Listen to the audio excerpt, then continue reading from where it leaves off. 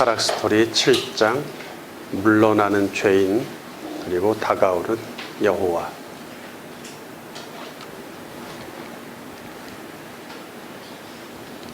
첫 번째 챕터 긴급하게 하늘로부터 동산으로 내려오시는 여호와 하나님. 이 상황에서 시간이나 날씨를 논할 것인가? 우리는 지금 아담의 불순종으로 인한 타락을 심도 있게 다루고 있습니다. 하나님의 명령을 어기고 악을 경험한 아담은 만만치 않은 인생이 펼쳐질 것을 예감합니다.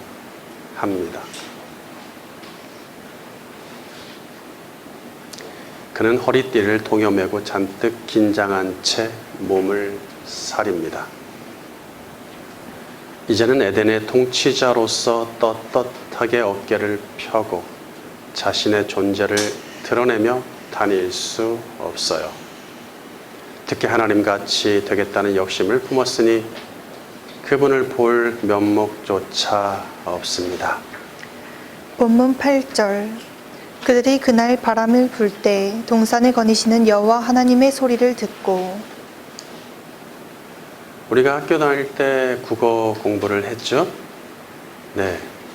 국어 공부를 할 때 특히 시나 시조나 할 것 없이 그런 거 공부할 때 보면 한 문장에 밑줄 쫙쫙 긋고 단어 하나하나 해석하고 각주 달고 그 글만 본문만 외우는 것이 아니라 그게 무슨 뜻인지까지 다 파헤쳐서 외웠습니다.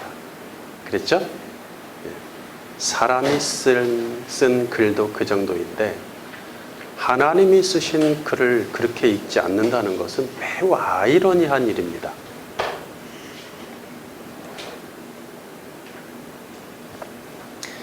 여기서 그날 바람이 불 때는 원어로 레르와흐 하욤인데 직역하면 그날의 바람을 위해입니다.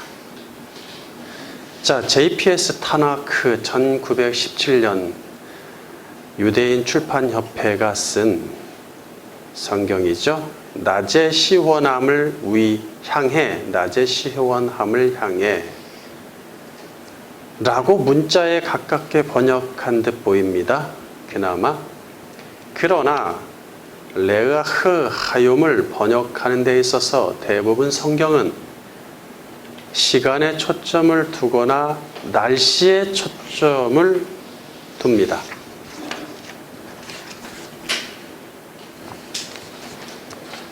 먼저 시간에 초점을 두는 경우를 생각해 볼까요? 이 경우 낮 시간이나 밤 시간으로 번역이 갈려요. 낮 시간이나 밤 시간으로. 자, 낮 시간으로 보는 경우는 한낮에 미풍이 불 때, 미풍이란 산들바람이죠. 시원하게 솔솔 낮에 부는 기분 좋은 바람을 우리가 미풍, 산들바람이라 그래요. 이 정도로 번역이 되고 있죠. 또 밤 시간으로 보는 경우도 있는데 그 경우는 저물어 밤바람 불 때 정도로 번역이 됩니다. 레으아흐 하욤에서 시간에 관계된 단어는 뭐냐면 날, 하루, 낯을 뜻하는 욤입니다. 레르와흐 하욤에서 욤에 해당하는데 시간에 관계된 단어를 찾자면 그렇죠. 욤이 하루 중 특정한 시간을 나타낼 때는 해가 떠 있는 낮의 시간을 말할 것입니다. 보통 구약에서 해가 떠 있는 시간을 말할 땐 요 욤보다 요맘 또는 초아르를 사용합니다.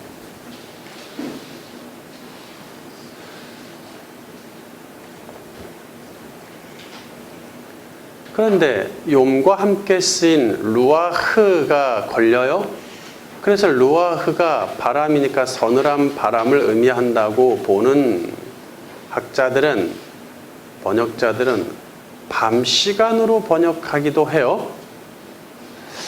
욤은 낮을 의미하는데 이 루아흐 때문에 이렇게 시간이 또 바뀌는 변역이 있단 말이죠. 즉 그날 서늘한 시간으로서 해지고 서늘한 밤 공기가 내려앉을 때라고 보는 것이죠. 보통 구약에서 해질녘이나 밤의 시간을 말할 땐 예레브나 네셰프가 있어요. 그런데 본문에서 문맥상 낮인가 밤인가를 지금 따질 필요가 있는가? 또 지금 상황에서 시간의 정보가 그리 중요한가? 좀 의문이 생깁니다. 여러분도 어떻게 생각하세요? 그렇다면 날씨에 초점을 두는 경우를 생각해 볼까요? 자, 시간은 좀 그렇다 쳐. 좀 그래. 밤이나 낮이냐 그게 문제가 아니라 그럼 날씨에 초점을 두는 경우를 보자. 이 경우도 두 가지 날씨로 또 나뉩니다. 번역자들이 두 가지로 나뉘는데 바람 부는 날씨로 보는 경우는 바람 부는 날에 정도로 번역이 되고 그냥 바람 부는 날에 이런 식으로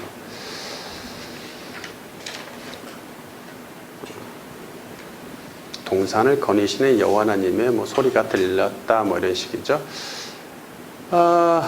또 두 번째 기온이 서늘한 날씨로 이제 바람이 아니라 기온 쪽으로 초점을 맞춰서 기온이 서늘한 날씨로 보는 경우는 그날 서늘할 때 정도로 번역이 됩니다.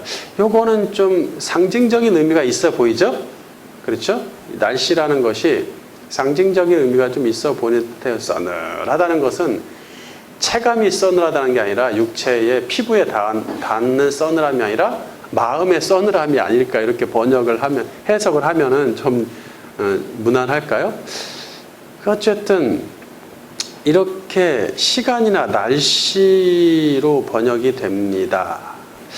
레루아흐 하욤에서 날씨에 관계된 단어를 찾자면 좀 전에 언급했던 루아흐죠. 루아흐인데 이게 영, 기운, 하나님의 영, 우리 영 할 때도 그 영이지만 기운, 기세, 기식, 바람, 공기, 가스, 생기, 호흡, 숨, 김 등으로 번역이 됩니다. 뭐 이보다 더 많습니다. 입김할 때 그 김 또는 뭐 김이 모락모락 나다 할 때 그 김. 먹는 김 말고요. 본문을 제외하면 루아흐가 날씨의 정보를 줄 목적으로 사용되는 경우는 거의 없어요. 루아흐가 수백 번이 쓰여 있는데 이 본문에서만 유독히 날씨에 관계된 것으로 해석을 하려고 하는데 사실 다른 본문에서는 없어요. 날씨에 초점을 두고 번역하는 경우가 거의 없다는 얘기죠.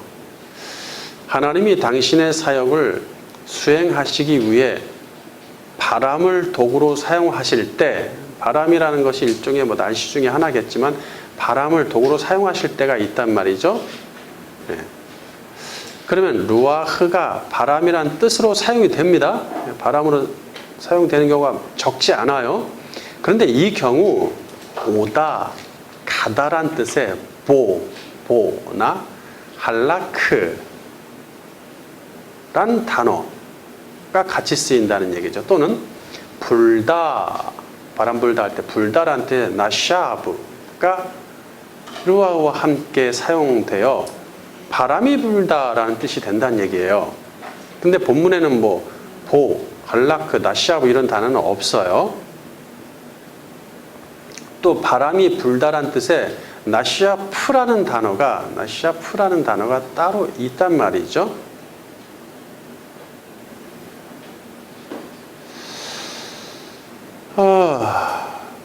그런데 본문에서 이렇게 문맥상 바람이 부는가 또는 기온이 서늘한가를 따져야 하는지, 또 지금 상황에서 날씨 정보가 그리 중요한지 의문이 생깁니다.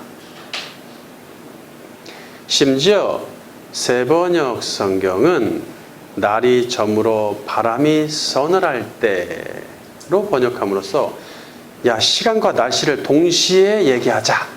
이렇게 시간과 날씨 정보를 동시에 보여주는 번역 성경도 있습니다. 두 번째, 이 상황에서 하나님의 사랑과 자비를 먼저 논할 것인가? 아까는 1번은 뭐였어요? 네, 시간과 날씨를 논할 것인가? 이번에는 사랑과 자비를 먼저 논할 것인가? 이에 대해서 생각해 볼게요. 그래서 이 두 개의 단어, 레루아흐 하욤, 두 개로 이루어진 이 레루아흐 하욤이 시간과 날씨에 대한 정보를 준다고 단정 짓기에는 좀 무리가 있습니다. 게다가 시간과 날씨 정보가 지금처럼 긴박한 상황에서 왜 필요한지가 의문이죠. 그러므로 레루아흐 하욤에 관해 시간과 날씨를 초월한 더 긴박한 상황을 반영하면서 문맥에 어울리는 의미로 번역, 해석해야 하겠습니다. 한국교회에서 가장 대중적인 옥스퍼드 주석은 레루아흐 하욤에 대해 다음과 같이 말합니다. 본문은 날이 서늘한 때보다는 그날 미풍이 부는 때로 번역하는 것이 좋다. 하나님께서 인간이 살기에 적합하게 만드신 에덴 동산이므로 다소 한기가 느껴지는 서늘할이란 표현보다는 기분 좋은 산들 바람이 불어오는 때라는 표현이 합당한 것이다. 그리고 날 앞에 정관사가 붙은 것은 아담과 하와가 선악과를 따먹은 바로 그날 하나님께서 이들에게 찾아오셨음을 보여준다. 거룩하신 하나님께서는 죄를 범한 인간을 그냥 버려두시지 않고 곧바로 필요한 조치를 취하는 자비로운 분이셨다. 네. 이제 주석들이 대부분 이 정도 수준이라고 보시면 돼. 그나마 좀 원어, 옥스퍼드 주석은 원어만 갖고 얘기하는데 이제 이렇게 해석이 나오죠. 우리는 하나님을 항상 사랑을 실천하시고 자비를 베푸셔야 하는 분으로 만들려는 경향이 있습니다. 사람이 만든 종교이고 사람이 만든 신일 경우엔 이런 식으로 자기들이 원하는 신을 만들어내는 것이 당연하죠. 뭘 못 만들겠어요? 어떤 신은 못 만들겠습니까? 사람이 만들었는데 자기가 원하는 신 만들어서 종교를 만들어 섬기겠다는데 뭐라고 하겠어요? 하지만 여호와 유일신은 영원히 스스로 계신 분이기에 사람이 원하는 하나님이 될 수 없습니다. 오히려 하나님이 원하시는 사람이 돼야겠죠. 본문이 인류 역사상 가장 긴박하고 거대한 사건임에는 의심의 여지가 없어요. 첫째 아담의 타락은 둘째 아담의 구속과 버금갈 정도로 중요합니다. 아담의 반역과 심판을 제쳐놓고 그의 반역과 심판을 잘 얘기 안 해요. 그것을 제쳐놓고 사랑과 자비를 논하는 것은 예수님의 고난을 제쳐놓고 예수님의 구속의 은혜를 논하는 것과 같습니다. 그러니까 오늘 예수님의 고난은 1년에 한 번 고난주간만 생각하는 수준이잖아요. 그리고 대부분의 구속의 은혜만 주로 논한다는 얘기죠. 예수님의 고난을 제쳐놓고 구속의 은혜를 논하는 행위는 예수님의 특별 은총의 아가페 사랑은 특별 은총으로 택자들한테만 적용이 됩니다. 그 사랑을 일반 은총의 박애주의로 전락시키는 것입니다. 박애주의는 인류애라고 하죠. 누구든지 사람도 할 수 있는. 물론 아담에게 하나님의 자비와 사랑이 제공될 것은 분명합니다. 그 의심치 않습니다. 그렇지만 자비와 사랑을 말하기 전에 반역과 심판을 먼저 말해야 합니다.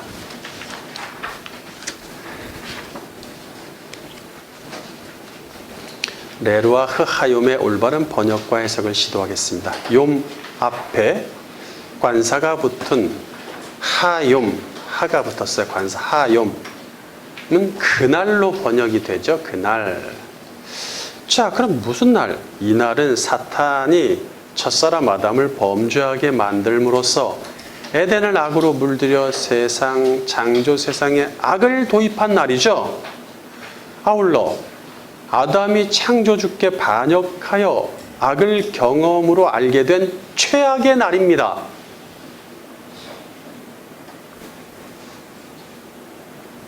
맞습니까? 예, 맞죠? 예, 맞아요. 즉, 하욤은 그 최악의 날임을 강조하고 있습니다. 그날, 하욤. 이렇게 얘기를 하고 시작해야 된다는 얘기예요. 사랑과 자비만 얘기하지 말고. 이날 영의 세계를 비롯해 하늘에서도 적색 경보가 울리고 비상 소집이 되었을 것입니다. 분위기 이해하시겠죠? 요즘 말로 얘기한 겁니다. 표현한 겁니다. 하늘에서 커피 한 잔 마시다가 아이고 쟤들 봐 저 따먹었네. 아 슬슬 내려가 봐야지. 뭐 이 수준으로 보지 말란 얘기예요. 쟤들 또 사고 쳤네. 이 수준이 아니란 얘기입니다. 만약에 그 수준으로 본다면 예수님의 십자가의 고난도 그 수준이 되는 거예요.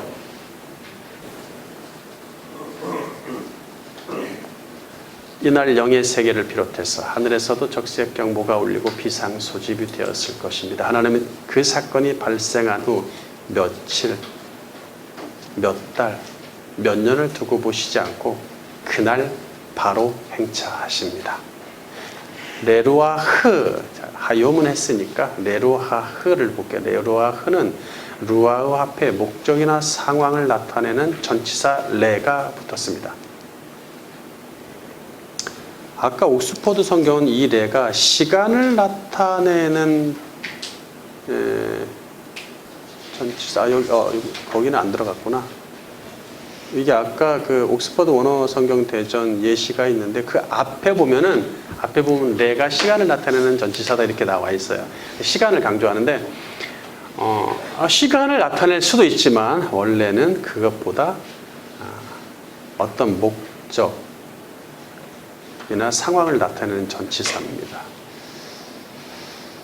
시간도 될 수 있지만 그래요. 여기서 루아흐는 기운이란 뜻으로 번역하면 어떨까 제시를 해드려 봅니다. 기운.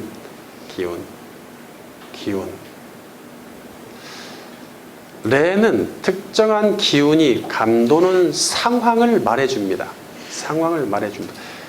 유대인 출판협회는 이것을 toward, 향해, 무엇을 향해 라고 목적으로 이렇게 번역이 되는데 뭐 괜찮습니다. 그러나 상황으로 좀 얘기해도 괜찮을 것 같아요. 그래서 레루아흐는 하늘에서 비상 소집되고 땅에서 최악의 날에 긴박한 기운이 감도는 상황을 말해주고 있다는 얘기예요. 그래서 레루아흐 하욤에 가장 적합한 번역은 그날의 기운이 감도는 일 것입니다. 그날의 기운이 감도는. 세 번째, 아담을 부르시며 동산으로 다가오시는 여호와 하나님. 레루아흐 하욤 앞에 그 동산에서를 뜻하는 박간이 있으므로 박간 이렇게 뭐 발음이 좀 나뉘긴 하지만 박간이 있으므로 간은 동산을 의미하고 바가 붙었는데 이게 이제 장소를 나타내는 그런 전치사입니다. 이 둘을 이어서 번역하면 그날의 기운이 감도는 동산에가 되는 거예요. 그러니까 박간, 레루아흐, 하욤 이렇게 세 개가 붙어 있는데 단어가 이것은 그날의 기운이 감도는 동산에가 됩니다. 동산에서 해도 되겠죠. 자, 이어서 아담과 여자는 이거 이해하시겠죠? 어렵지 않죠? 그날의 기운이 감도는 동산에 이런 번역. 무슨 뭐 날씨, 무슨 뭐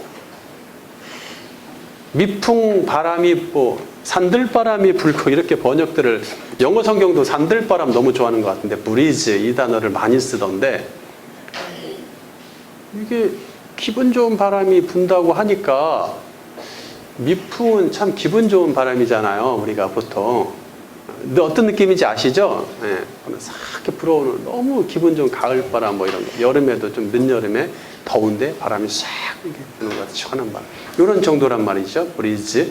근데 그런 쪽으로 번역을 의역을 했을 경우에 그것이 과연 그러니까 결국 해석이 하나님이 그렇게 따뜻하게 임하신다. 시원스럽고 정말 사랑스럽게 임하신다. 이렇게 번역이 하니까 해석도 그렇게 갈 수밖에 없는 그런 상황이 된다는 얘기죠. 이게 좀 억지라는 생각이 들어요. 그렇게 말하기엔 단어가 여러 가지로 좀 부족해요. 그렇게 번역하기는. 두 개의 단어를 가지고 그 많은 걸 넣기에는 좀 그렇다는 얘기죠. 또 시간도 마찬가지고 낮이냐 밤이냐 해질 무렵이냐 이런 것들을 밝히고 있는데 굳이 성경들이 그렇게 얘기할 필요가 있겠는가.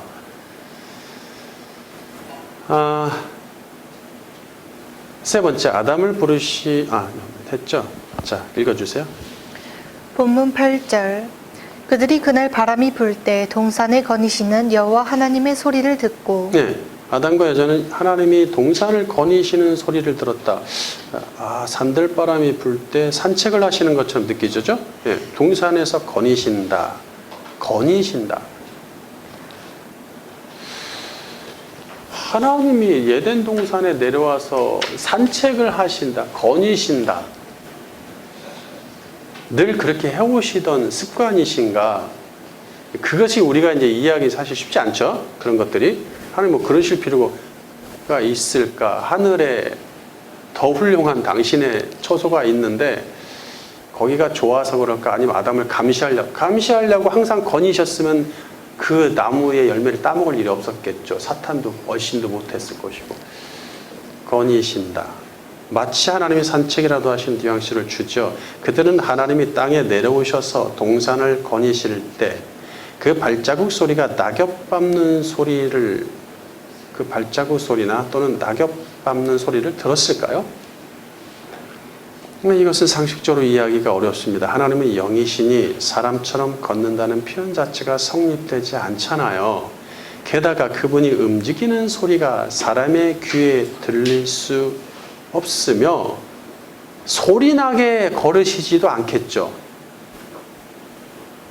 이는 그럼 문학적 표현이나 상징적인 표현으로 보자.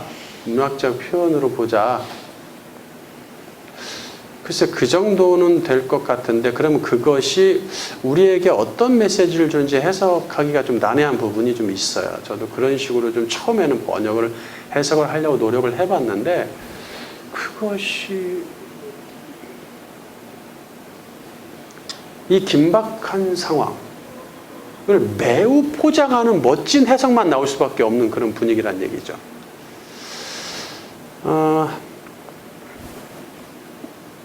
그러니까 꼭 이 상황을 무섭고 부정적으로 볼 필요는 없겠지만 그러나 아까 얘기했듯이 사랑과 자비를 얘기하기 전에 따뜻함을 얘기하기 전에 우리가 반드시 해야 될 게 있다는 얘기예요.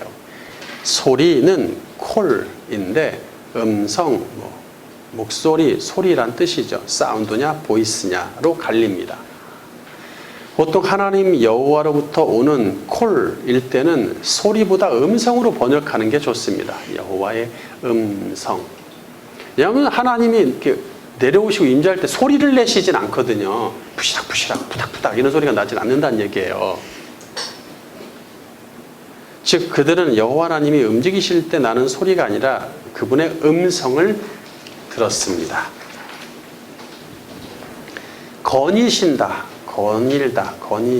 거닐다는 할라크인데 가다, 오다, 걷다, 왕래하다라는 뜻으로 사용이 되지만 그 외에도 너무 다양하게 사용돼. 다가가다, 단순히 가다 오다가 아니라 다가가다, 지나가다, 또는 계속하다,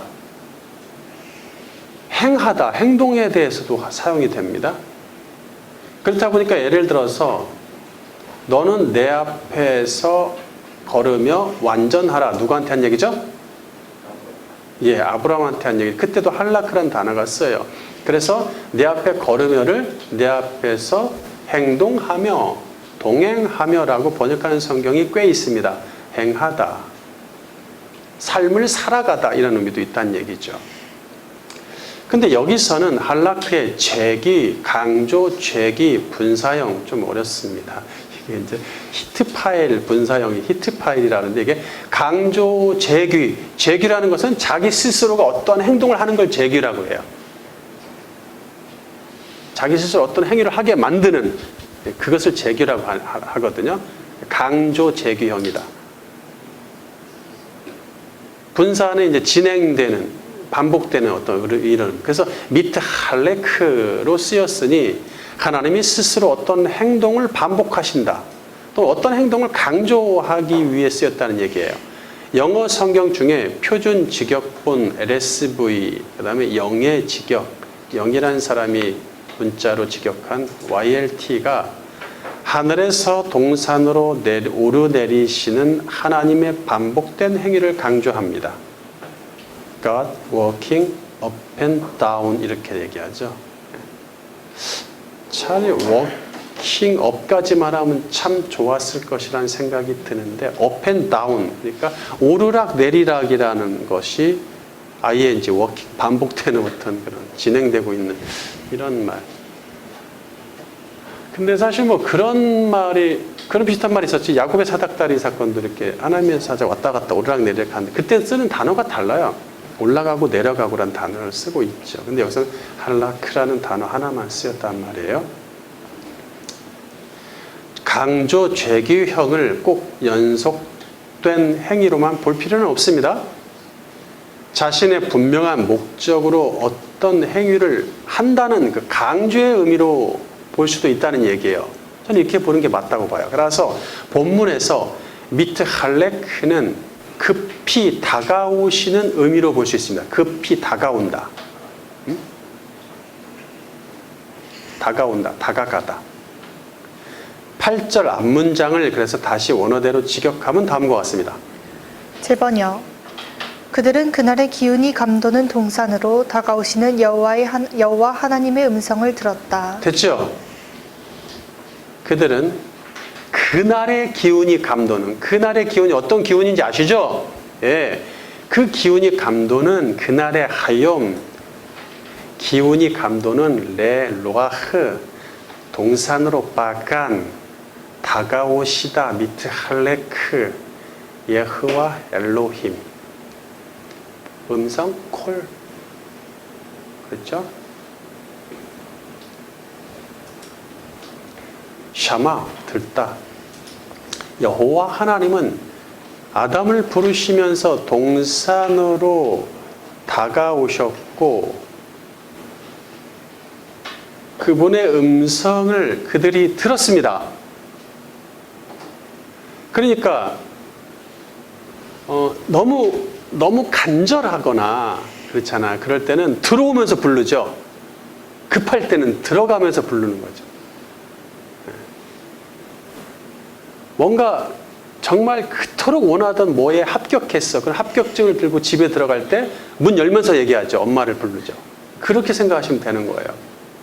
별일 없으면 그냥 들어가요. 들어가서 엄마 보이면 그때 얘기해도 엄마를 불러도 되겠지만.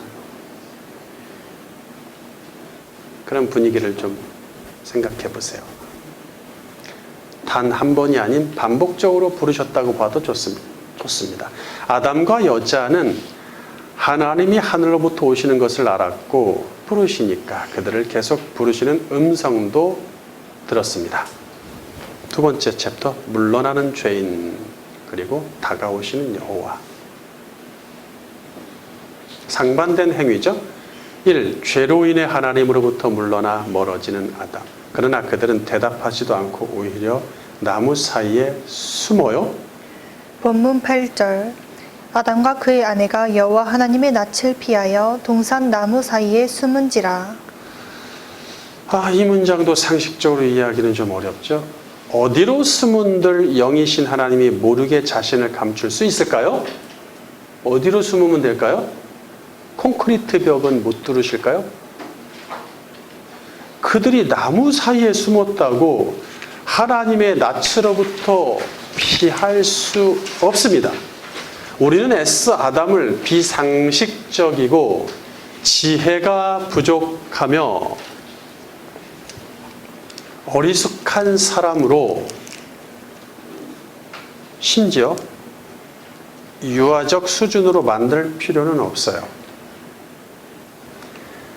아담은 하나님이 직접 당신의 생기를 불어 넣으면서 제작하신 유일한 사람이므로 창조주의 인격이 최대한 반영된 수준입니다. 물론 지금은 영이 죽어 처음에 총명한 수준보다 떨어질지언정. 요거까지는 이해할 수 있겠죠? 떨어질지언정. 왜냐하면 영의 네페시와 육의 네페시가 합작으로 뭐가 일어나야 돼요? 내적 활동이 일어나야 되는 것이죠. 그게 최고죠. 근데 지금 하나가 죽었어. 그래서 좀 떨어집니다. 그렇다고 우리보다 우둔하다고 볼 수는 없어요. 우리보다 우둔하다. 영이신 하나님으로부터 육의 몸을 숨기는 일은 불가능하며, 그러니까 이제 이게 되게 우습잖아요. 이게 문자로 그대로 우리 개역개정이나 이런 걸로 한글 성경으로 보면은 뭐 소꿉장난도 아니고 뭐 나무 사이에 이렇게 숨고 아담이 쟤네들 뭐 그 초등학생들이나 하잖아요. 숨바꼭질 할 때 유치원생들 보면 다 보이죠. 엄마가 보면 엄마랑 숨바꼭질을 다 보이는데 자기는 숨었대. 응? 뭐 지금 그런 분위기를 자꾸 만드는데, 그거는 죄를 지은 인간이 무능해져서 저렇게 무감각해지고 좀 저렇게 변했던 이런 식으로 해석이 이제 대부분이긴 한데, 그렇게 만들 필요는 없다고 봅니다. 아담을 그런 식으로 만들 필요는 없다고 보는 것이죠. 물론 이제 영이 죽어있는 이 세상의 사람들 수준으로 보더라도 그들도 그렇게 생각하진 않을 거예요. 그들도.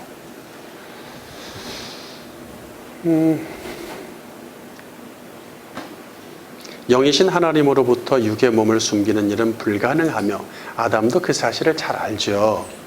따라서 나무 사이에 몸을 숨겼다는 식으로 번역하거나 해석하지 않았으면 좋겠어요. 원어에 피하여란 말은 없습니다. 피하여란 말은 없어요. 낯을 피하여, 하나님의 낯을 피하여 동산나무 사이에 숨었다라고 했는데, 피하다는 말은 없고, 하나님으로부터 할 때, 뭐뭐로부터 할 때 미라는 말이 있어서 그걸 좀 의역했다고 보여집니다. 자, 동산나무는 원어로 에치학간, 아까 간, 동산이라는 말 앞에 장소를 나타내는 그쵸. 학가는 관사도 들어있고, 그 다음에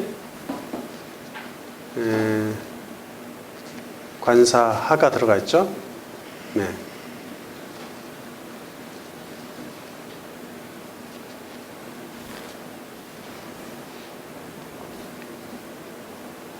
에치학간, 그 동산의 나무죠. 그 동산의 나무 두 개를 연결해 놨어요. 원어에 그 동산의 나무. 자, 사이에는 원어로 타웨크인데 한가운데 중앙, 중심을 뜻합니다. 무엇 사이라는 뜻의 히브리는 또 따로 있어요. 근데 여기서 타웨크라는 말을 쓰고 있다는 얘기예요. 한가운데 중심. 그러니까 이게 어디서 쓰였어요? 동산 한가운데 있는 그 특별한 두 나무 얘기할 때, 동산 중앙에 있는 그 나무 할 때 이 타웨크가 쓰였거든요. 그 단어가 다시 옵니다. 거기에 장소나 시간을 나타내는 전치사 배가 붙어서 베터크, 배와 타웨크가 붙어서 베터크가 됐는데, 한가운데에서란 뜻입니다. 한가운데에서. 숨은지라는 원어로 하바인데 숨다 라는 뜻도 있지만 숨기다, 물러나다, 자기 자신을 물리는 거, 이런 의미도 있다는 얘기죠. 이 동사도 할라크처럼, 할라크, 하나님이 다가오시는 것이 제기 강조형으로 됐다 그랬죠. 강조 제기형. 급하게 막 내려오시는 그런 강력한 의지, 부르면서. 그때 쓰였던 말이 여기도 쓰이는 것이죠. 자신을 강조 제기형으로 할라크처럼 하바가 쓰였다는 얘기예요. 하나님의 존재로부터 지속적으로 물러나 자신을 숨긴다. 강조하는 거, 자기 행위가 스스로 자기를 어디로 자꾸 들어가려고 하는, 멀어지려고, 하나님부터 멀어지려고 하는 그런 의미를 담고 있습니다. 정확합니다. 8절 뒷문장을 다시 원어대로 직역하면 다음과 같습니다. 제번역. 아담과 그의 아내는 그 동산의 나무 한가운데서 여호와 하나님의 낯으로부터 물러나 스스로를 숨겼다.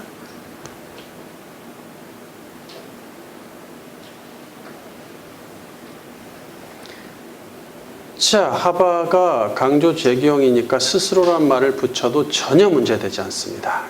이렇게 번역을 하는 게 맞습니다. 지금 모든 문제의 시작은 금지된 그 나무죠. 그 동산의 나무는 금지된 그 나무를 연상케 하죠.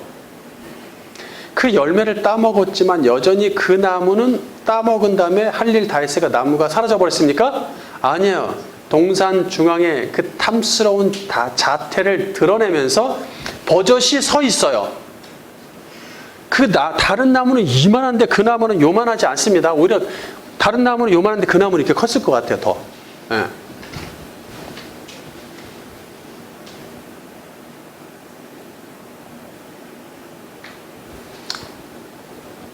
그래서 아마도 동산의 나무 중에서 가장 크고 수려하여 사방 어디서든 눈에 띌 것입니다.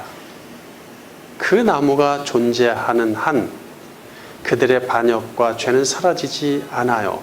그 나무가 드러나면 드러날수록 그들의 반역과 죄도 함께 드러납니다. 낯은 파님으로 얼굴이란 뜻이지만 여기서는 보통 얼굴이란 뜻도 있지만 보통 앞에서라는 의미로 많이 번역이 되고 또는 존재, 임재를 의미하기도 하죠. 하나님의 존재나 임재를 의미합니다. 하나님의 낯이라고 우리가 직역해도 되지만 존재나 임재로 해석하는 게 좋다는 얘기예요. 그렇게 많이 해석이 되고 번역이 되니까 그런 의미로 많이 쓰이니까 하나님은 영이시기에 사람처럼 얼굴을 소유하지 않으며 그분의 형상을 사람이 볼 수도 없죠. 여호와가 그들이 있는 그 동산의 나무 한가운데로 임재하셨다는 얘기예요. 전에는 임재하신 그분께 친근하게 다가갈 수 있었겠죠. 지금은 그분의 임재를 감당할 명분과 힘이 없어요. 그러니 스스로 물러나 거리를 둔다는 얘기죠.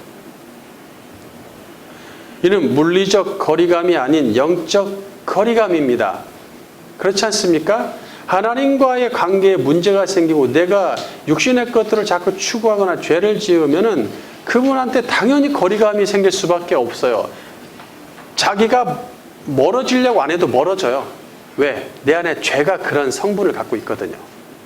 자, 뒤에서 얘기할 거예요. 이는 물리적 거리감이 아닌 영적 거리감이겠죠. 그대로 두면 그분과 끝없이 거리가 멀어질 것이 분명합니다. 예. 영어 성경은 한글 성경처럼 아담과 여자가 하나님을 피해 실제 나무 사이에 육신의 몸을 숨겼다는 식으로 번역하지 않아요. 한글 성경이 이렇게 번역을 유도하는 이유가 좀 아쉽긴 한데 대부분 영어 성경이 위에 재번역처럼 하나님의 존재로부터의 영적 거리감을 염두에 두고 번역을 하고 있습니다. 제가 KJ3 하고 NASB만 대표적으로 좀 올려놨어요. 아담은 선과 악을 경험으로 인식하게 됨으로써 선이신 하나님은 악과 공존하실 수 없음을 알게 되는 것이죠. 이런 지식이 들어오는 거예요. 그냥 자동으로. 그 다음에 즉 그는 하나님과 죄가 공존할 수 없고 하나님은 죄에 대해 분노하시는 분이심을 알게 된다는 얘기죠. 그래서 선과 악의 인식의 나무가 되는 것입니다. 또는 선과 악의 지식의 나무. 이것들을 다 인식하게 하는 것이죠. 두 번째, 죄인에게 다가오시는 여호와 하나님과 은혜의 부르심. 죄인은 여호와 하나님의 존재로부터 멀어집니다. 하나님이 다가오시지 않는다면, 그러니까 이게 점점점 멀어져서 그대로 다가오시지 않고 그냥 하나님 놔두면 멀어져서 하나님의 존재 자체를 부정하게 되는 거예요. 이제는. 임재는 둘째치고 존재 자체를 부정하려고 합니다. 자, 돌아서서 사는 것이죠. 누구처럼? 가인처럼. 그대로 끝없이 멀어져 영원한 멸망, 사망까지 멀어집니다. 어디까지 가냐? 여기까지 갑니다. 하나님은 아담의 악행에도 불구하고 친히 찾아오셨고 그를 부르십니다. 본문 9절 여호와 하나님이 아담을 부르시며 그에게 이르시되 내가 어디 있느냐. 우리는 본문에서 그냥 하나님이 아니라 그분의 이름을 붙여서 여호와 하나님이라고 칭하고 있음을 주시할 필요도 있어요. 아직 여호와의 이름이 공식적으로 세상에 알려지지 않았죠? 언제 알려지죠? 공식적으로? 출애굽 때 모세를 통해 출애굽기 3장. 아직은 그렇게 공식적으로 알려지지 않았건만 당신의 이름을 사용하여 본 사건을 전개하신다는 얘기예요. 여호와라는 의미가 무엇인지 우리가 배웠죠? 그것을 생각해 볼 필요가 있습니다.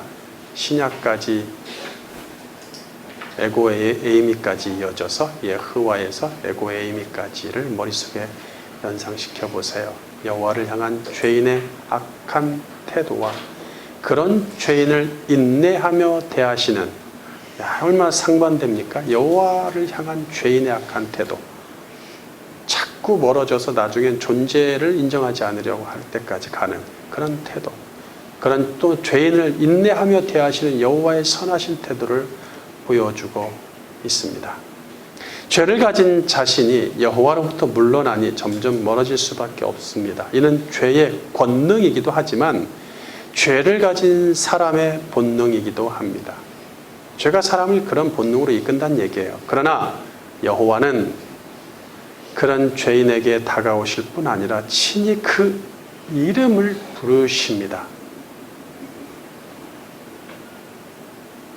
자, 이쯤에서 이제 사랑과 자비를 얘기할 만하죠? 네. 죄에 대해 공격하시는 본성을 가지신 분인데 이토록 인내하시며 다가오시고 부르시는 행위는 사람이 이해하거나 감당할 수 없는 자비와 사랑이에요. 우리 그럼 자비롭지, 그분 사랑스럽지, 입에 붙였어요. 오늘날 교회가. 그분의 자비와 사랑이 무엇인지 알기나 합니까? 그것을 입술로 논할 수 있어요?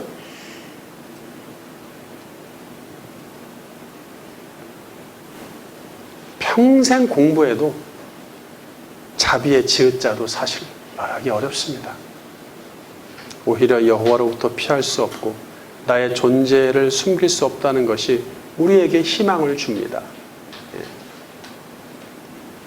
차라리 숨길 수 없는 내 자신, 드러나야 되는 내 자신이 우리에게는 더 희망이지 않습니까?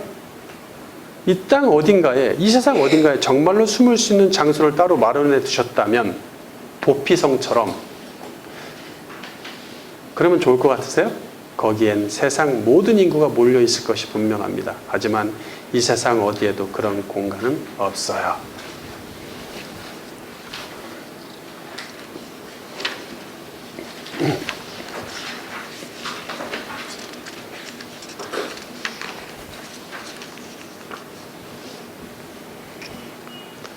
하나님과 아담의 이런 밀고 당기는 상황을 다윗도 겪은 듯합니다. 그는 여호와가 자신의 일거수일투족을, 손을 한 번 들고 발을 한 발짝 내딛고 이런 뜻인데 다 알고 계신다고 말하죠. 일거수일투족. 시편 139편 1절 바른 성경. 지휘자를 따라 부르는 다윗의 시. 여호와시여, 주께서 나를 살피시며 나를 아십니다. 주께서 나의 앉고 일어섬을 아시며 멀리서도 내 생각을 분별하고 계십니다. 나의 길과 눕는 것을 아시고 내 모든 행위를 밝히 알고 계십니다. 여호와시여, 보소서. 내가 혀로 말하기 전에 주께서는 그 모두를 아십니다. 주께서 내 앞뒤를 감싸시고 내게 안수하셨습니다. 이런 지식은 내게 너무나 기이하며 너무 높아 내가 그것에 다다를 수 없습니다.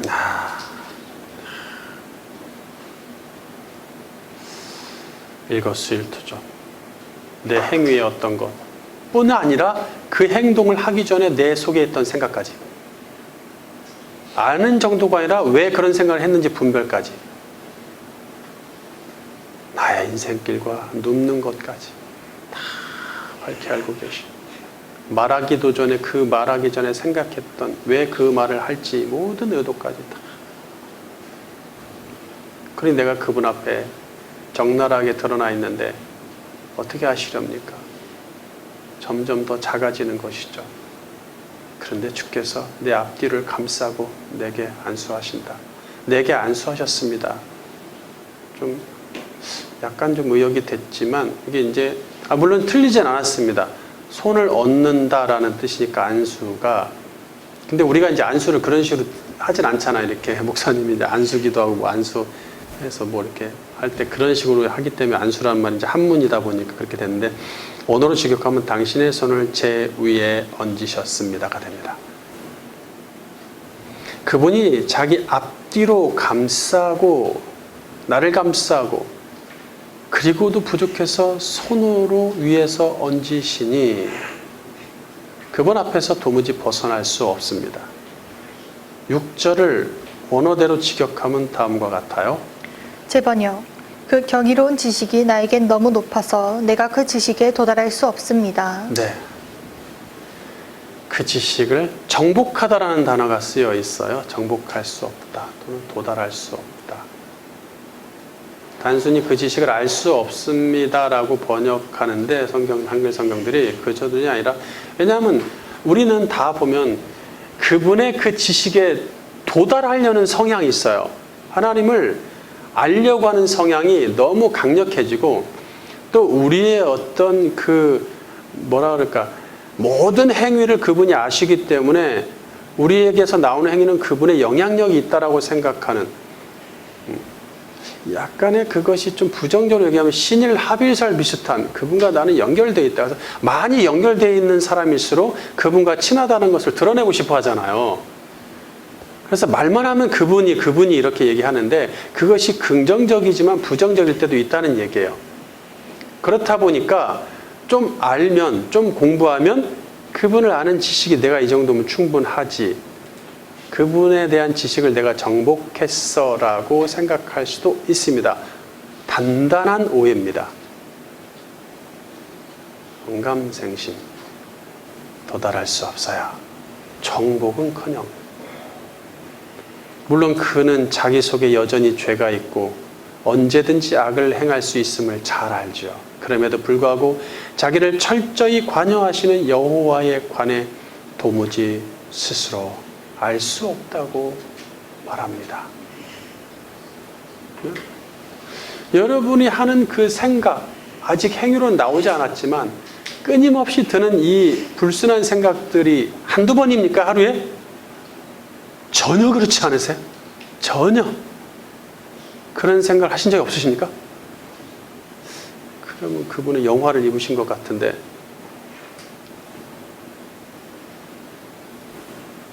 그분에 관한 지식이 경이롭고 너무 수준이 높기 때문입니다. 그러니 죄인된 인간이 어찌 그분의 얼굴로부터 숨을 수 있겠습니까? 시편 139편 7절 바른 성경. 내가 주님의 영을 떠나 어디로 가며 내가 주님의 얼굴을 피해 어디로 도망가겠습니까? 내가 하늘에 올라가더라도 주께서 거기 계시며 내가 스을에 눕더라도 거기 계십니다. 내가 새벽 날개를 타고 바다 저편에 가서 산다이도 거기서도 주님의 손이 나를 인도하시며 주님의 오른손이 나를 붙들어 주십니다. 네, 우리 개혁교회는 새벽 날개 치며 이렇게 나오지, 으랴 치면서 이렇게 가는 그런 친다는 말을 거기다 쓴 것 같은데, 새벽 날개 타고 간다 이거예요. 날개, 새벽 날개를 타고 바다 저편에 간다 할지라도 어디를 가면 주님으로부터 피할 수 있습니까? 없습니다. 어디를 가든 그분이 나를 붙드시고 나와 함께 하시고 나를 인도하신다는 얘기예요. 내 사상이 그렇게 불손함에도 불구하고. 네? 그렇잖아요.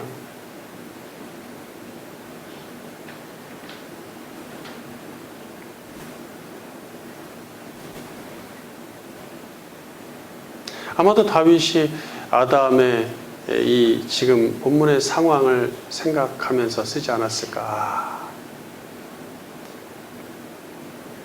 하나님이 급하게 아담을 막 부르면서 내려오시듯이 그분이 나에게 그렇게 하시는구나. 내가 이렇게 연약함에도 불구하고 그러시는구나. 세 번째 챕터, 죄의 결과. 1. 하나님 앞에서 죄가 드러남에 대한 두려움. 자기를 부르시는 하나님의 음성을 들은 아담은 우리의 상식을 깨는 이례적인 대답을 또 하죠. 하나님이 아담을 부르셨을 때 우리의 상식대로라면 하나님의 명령을 제가 어겼습니다. 그래서 벌 받을까 봐 두려워서 숨었어요. 숨고 싶어요. 정도로 대답할 듯한데, 그런데 여기서 벗었기 때문에 두려워 숨었다고 말합니다. 본문 10절. 이르되 내가 동산에서 하나님의 소리를 듣고 내가 벗었으므로 두려워하여 숨었나이다. 그러니까 옷을 안 입어서 이렇게 나체로 드러난 것을 영이신 하나님 앞에서 숨으면 하나님이 안 보십니까? 옷 입으면 못 보세요? 아니, 우리의 피부 나체뿐이 아니라 이 속에 든 마음도 읽으시는데 이게 뭐예요? 지금 장난하는 것도 아니고. 또 이제 아담을 어린아이로 만들어야 될까요? 여기서 콜을 소리가 아닌 음성으로 번역해야 되겠죠. 하나님의 음성을 들었다. 부르시는 음성. 사실 벗은 상태는 두려워하기보다는 부끄러워할 일이겠죠. 물론 자기가 다스렸던, 왕으로서 다스렸던 피조물들 앞에서 부끄러운 것은 사실이었죠. 그러나 그는 단단히 준비했어요. 그런데 알몸이 문제라면 옷을 만들어 입거나 커다란 잎으로 가리면 그만입니다. 따라서 단순히 벗었기 때문에 두려웠다고 보기는 어려워요. 우리는 이미 앞장에서 외면의 부끄러움이 아닌 내면의 부끄러움을 이야기하자고 했죠. 벗었다는 말은 원어로 에롬인데 벌거벗은 이란 말도 있지만 드러난, 노출된 이란 뜻도 있다는 얘기예요. 10절을 원어대로 다시 직역하면 다음과 같습니다. 본문 10절 재번역. 그가 이르되 내가 동산에서 당신의 음성을 들었고 나의 드러남 때문에 두려워서 숨었습니다. 아담이 육적으로 벌거벗은 상태인 것은 맞지만 지금 외면의 노출보다 내면의 노출을 이야기하자고 했어요. 바로 자기의 욕심과 죄가, 자기 속에 죄가 드러났기 때문에 하나님을 두려워합니다. 전에는 악으로부터 선을 수호하는 자였지만 지금은 악에게 공격당한 상태죠. 악을 행함으로써 악이 얼마나 지독한지를 알게 되었고 사탄의 위력과 계략이 얼마나 대단한지도 알게 되었습니다. 악은 창조주와의 관계를 끊어서 멀게 만들 뿐 아니라 그분과의 적대감을 형성케 한다는 얘기예요. 그래서 내가 당신을 떠나서 내가 그냥 살겠습니다. 가인처럼 그렇게 된다는 얘기예요. 그러나 그것을 놔두면은 어떻게 되는 거예요? 계속 영영 멀어지다가 영원한 불못까지 가는 거예요. 이걸 위해서 사탄이 악을 도입하려 했죠. 죄는 깊이 숨겨지려는 성향이 있다고 했어요. 죄인은, 그래서 그 죄를 가진 사람은 자기의 죄를 감추려는 본능 때문에 자기 죄가 드러나는 것을 극도로 두려워합니다.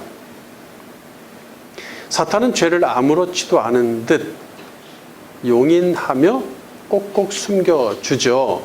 내가 숨겨줄게. 아이고, 뭐 그런 죄쯤은 뭐 하나님이.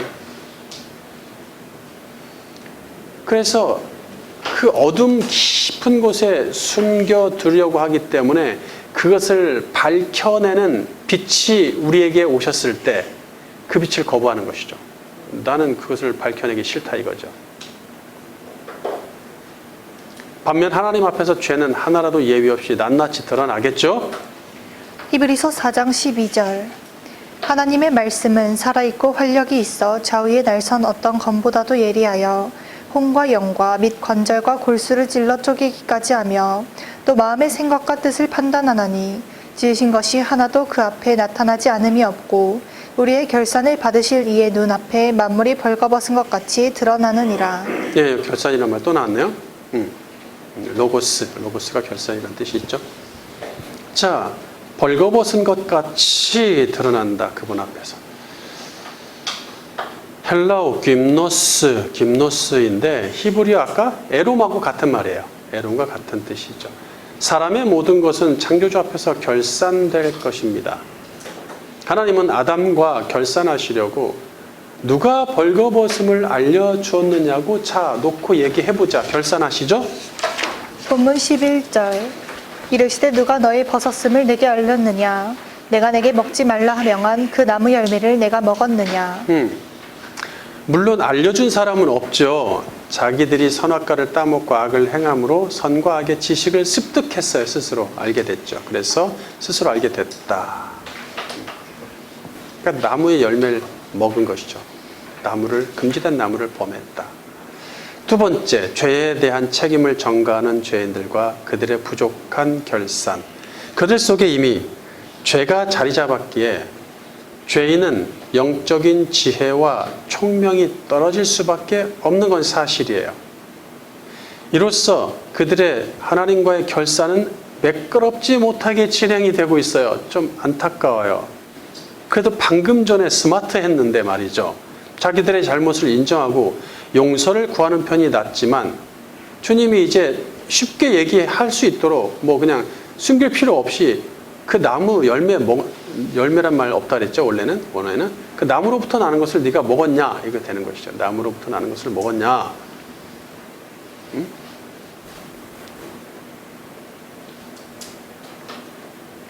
이렇게 적나라하게 드러낼 때 네, 그렇습니다. 이렇게 하면서 좀 매끄러운 결산을 하면 좋았을 텐데 자기들의 잘못을 인정하고 용서를 구하는 편이 낫죠.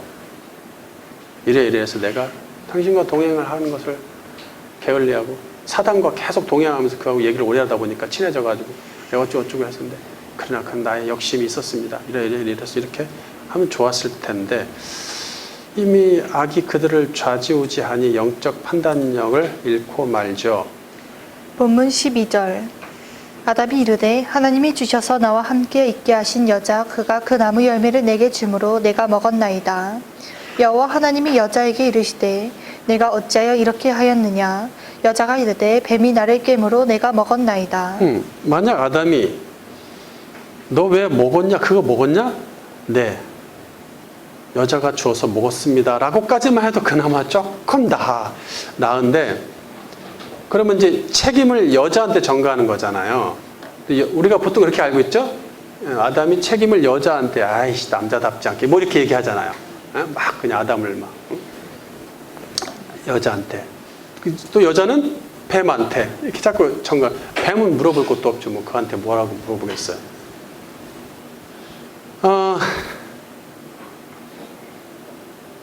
그런데 여기서 좀 잘 봐야 돼요. 그냥 여자가 줘서 먹었습니다라고 하면 책임을 여자한테 전가한 것이 맞는데 그는 하나님이 주셔서 나와 함께 있게 하신 여자라는 말을 덧붙입니다. 이게 무서운 말입니다. 이 말은 하나님이 여자를 만들어주지 않았다면 나는 안 먹었을 것입니다. 라는 뜻이 내포되어 있어요. 맞죠? 그러니까 책임을 하나님께 전가하는 것입니다. 많은 해석자들이 책임을 여자한테 전가했다고 그러는데 그렇지 않습니다. 하나님께 전가하신 것. 전가를 분명하게 명백히 하나님께 하고 있습니다. 그러면 여자는 뱀한테 전가했다고 생각하시죠? 자, 뱀 누가 만들었죠? 하나님이 지으신 들짐승 중에 뱀이 가장 간교하더라. 하나님이 지으셨죠. 그러니까 힌트가 다 된 거죠. 하나님께 책임이 있다는 얘기예요. 여자도 하나님께 책임을 돌리고 있습니다. 참으로 안타깝고 부족한 결산입니다. 아담과 여자가 둘 다 책임을 하나님께 전가하고 있으니 이것이 타락 이후 인간의 본성입니다. 그동안 인류 타락의 책임, 악에 대한 책임을 하나님께 돌리는 사람들이 많았죠. 그 타락으로부터 회피하여 자신이 책임지지 않겠다는 시도겠죠. 사람들은 아담이 순수하게 자유의지로 선악과도 아니죠. 자유의지로 그 금지된 나무의 것을 따먹고 죄를 지었다고 인정합니다. 인정을 합니다. 그걸 따먹고 자유의지로 따먹고 죄를 지었을 것이다. 맞다.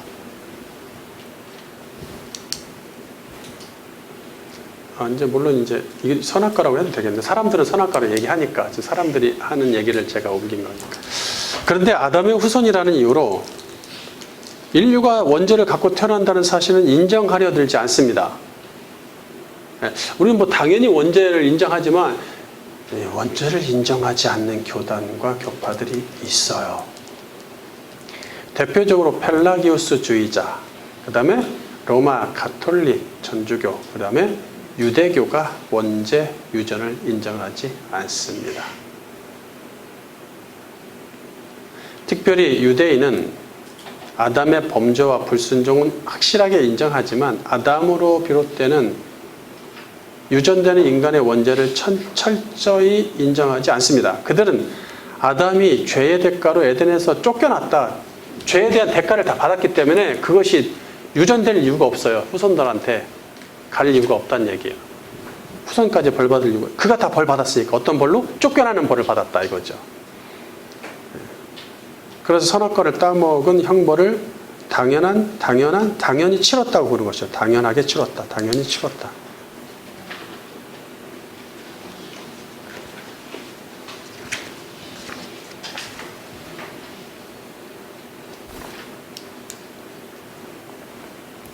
에덴에서 쫓겨난 것으로 그는 죄의 형벌을 충분히 받았고 그 이후로는 930살까지 장수하면서 축복 가운데 살았다고 보는 것이죠. 유태인들이. 더 이상 에덴 동산의 이야기와 아담의 선악과 사건은, 선악 지식의 나무 사건은 언급하지도 않고 그렇게 중요하게 생각하지도 않습니다. 심각하게 다루질 않아요. 뭘 심각하게 다루죠? 자기들이 아브라함의 자손이라는 것을 심각하게 다루지 않죠.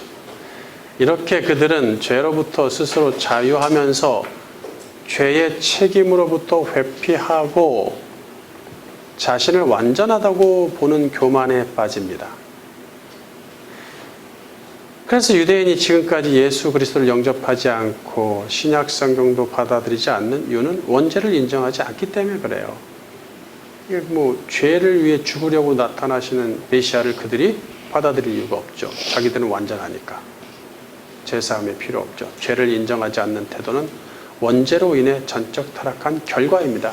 그 자체, 그들이 인정하는 자체가 자신들이 원죄가 있다는 것을 인정하는 것입니다. 결론.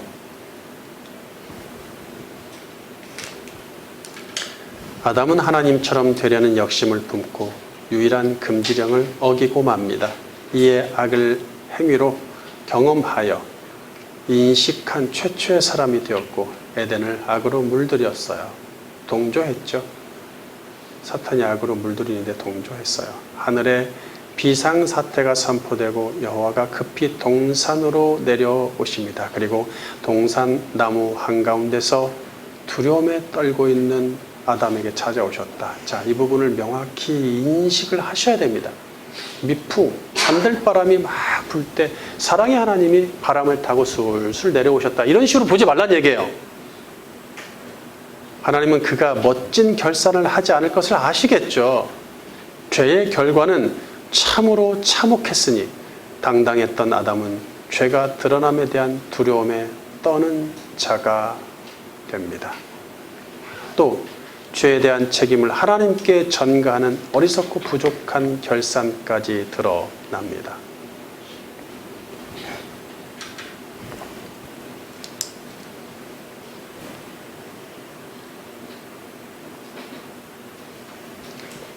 이렇게 죄인은 하나님과 멀어집니다. 그대로 두면 지속적으로 하나님으로부터 물러나 아예 영혼이 끊어질 것이라고 했어요. 그러나 여호와 하나님이 그 즉시 아담을 부르시면서 다가오심은 하나님의 경이로운 지식이며 우리로서는 헤아릴 수 없는 은혜입니다. 반역한 죄인 아담을 부르심은 곧 죄인을 부르러 오신 예수 그리스도를 연상케 하지 않습니까?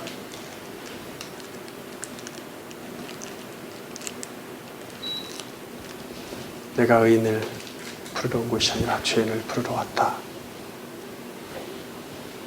병자에게 의원이 필요하지 않겠느냐, 의사가. 병자가 된 아담에게 급히 내려오신 하나님.